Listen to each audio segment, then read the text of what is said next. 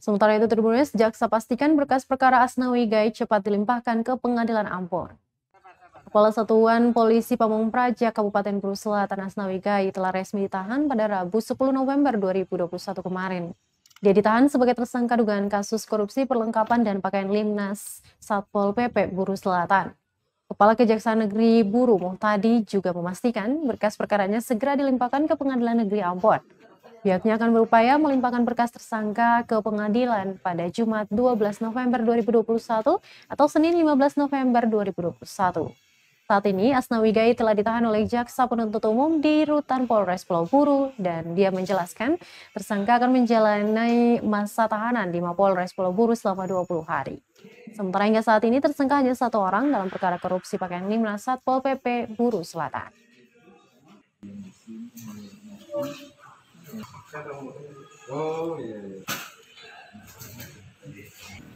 Jaksa penyidik pada Kejaksaan Negeri Buru telah melakukan penyerahan tersangka dan barang bukti ya, atau istilahnya tahap 2. Penyerahan tersangka dan barang bukti ini karena berkas perkara Satpol PP atas nama tersangka AG telah dinyatakan lengkap oleh Jaksa Penuntut Umum.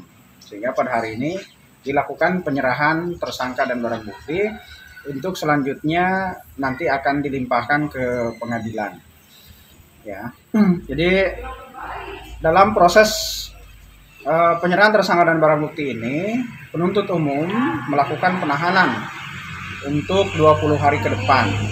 Jadi dari tanggal 10 November sampai dengan 29 November 2021. Kami akan mengupayakan pada hari Jumat atau hari Senin, pada tanggal 12 atau tanggal 15 November 2021, berkas perkaranya akan kami limpahkan ke Pengadilan Tipikor pada Pengadilan Negeri Ambon ya, untuk bisa dilakukan penuntutan terhadap yang bersangkutan.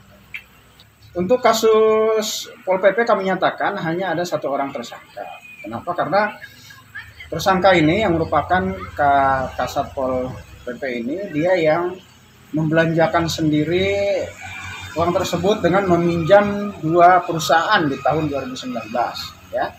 Kemudian yang menikmati keuntungan juga yang bersangkutan. Sehingga tersangka inilah yang kita jadikan sebagai tersangka tunggal dalam proses perkara ini.